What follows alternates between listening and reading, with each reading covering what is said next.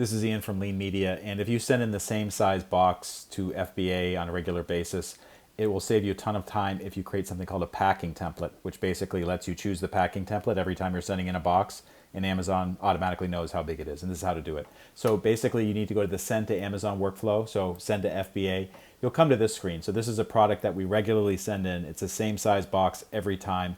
You'll see it says in individual units here. What you want to do is click the drop down and then create new packing template and give the packing template a name. So for this for this product, we call it Blue Bar.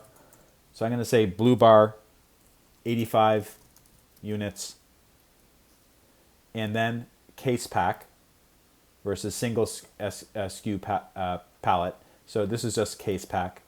Units per box 85, and then the box dimensions. So you'll need to measure all this, but if you're sending in the same box every week, you probably know it already.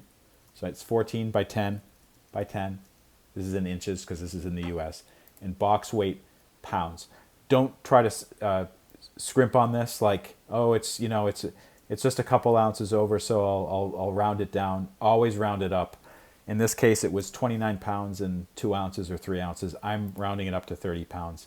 And I just want to be safe on this because I've heard many times in the past that Amazon sellers, they've mismeasured something and UPS charges them hundreds of dollars extra. So I'm not going to be dealing with that.